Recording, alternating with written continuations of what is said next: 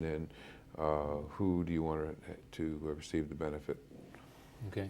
Now, another thing that we talked about is avoiding getting into court just because our court system, particularly in California right now, is sort of in chaos because of the budget situation. Would you like to comment about that a little bit? Sure. I mean, I think for years, ever since I started practice 30 years ago, in the kind of in the mid 70s, where right when I started to practice, there was what we call the revocable trust movement, and people basically had the idea that they wanted to avoid probate and court costs and statutory attorney and executor fees, and they set up their estate plans in the context of a living trust.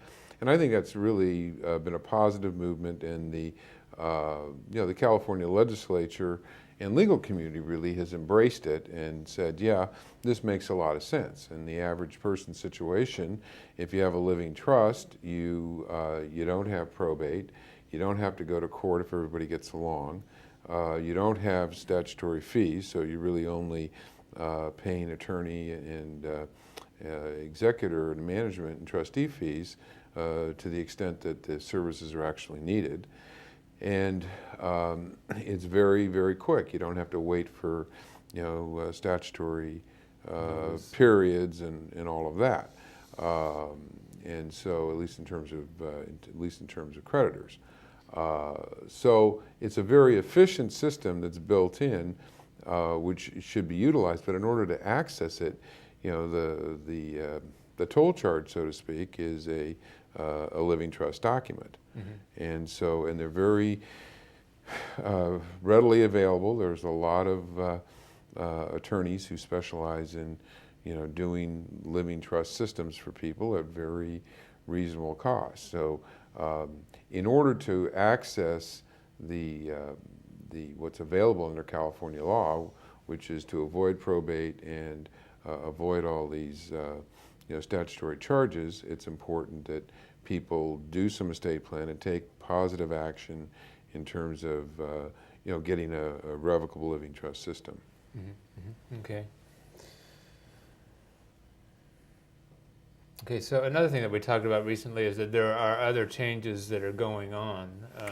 For example, in California, we have some changes happening with no contest clause, as I understand it.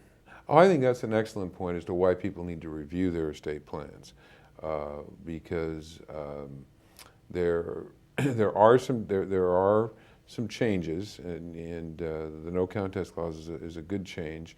I mean, I'm not sure, being an older practitioner, it's such a good change. It's an important change. It's an important change. Okay, it's an important change and a good example of why people need to review their estate plans, because you don't want anything that's not anticipated. And so it's worth it if you go in and spend an hour or two with a lawyer going through your trust, going through your no contest clause, and communicating to the lawyer exactly what your wishes are with regard to people contesting your will or your trust. And then the lawyer can explain, okay, under the new law, here's what you can do, and here's what you can't do, and here's what's dangerous, and here's what's not dangerous. And as with most legislation, there are a lot of traps for the unwary, so you want to avoid those. Okay. So anyway, so now we've given you a definite reason why you need to go meet with your attorney if you have a no contest clause in your will or trust, to make sure that it's effective and you understand what it does.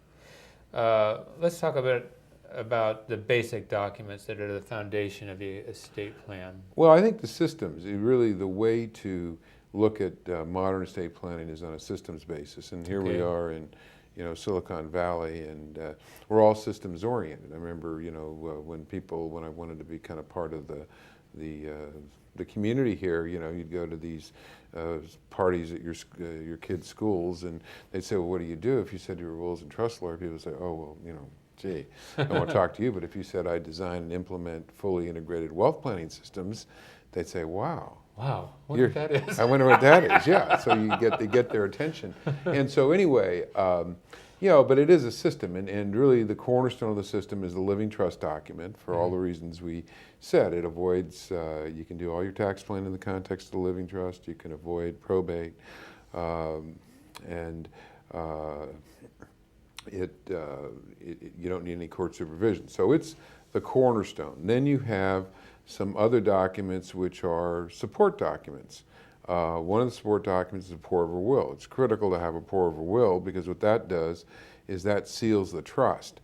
Because if people say try to sidestep the trust, it's the let's say the linebacker, if you will, because it's the one that can enforce the terms of your trust by making sure that anything that goes into your estate gets poured back into the living trust. So it's a critical document because it actually seals the trust, if you will. Okay. Another important document to have are powers of attorney. Okay, and you say, well, gee, if all your assets are in the trust and they're managed in the trust, why do we need a durable power of attorney?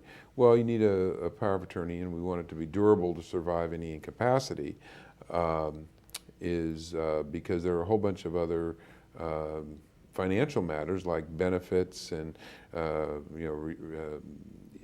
public benefits, private pension plan benefits, legal contracts that may be enforced, which are really outside the purview of your assets, but you need somebody to take some action on your behalf to enforce the contract, to enforce your benefit rights under the plan, and so the durable power of attorney holder is the person that has that. So it's a very important document.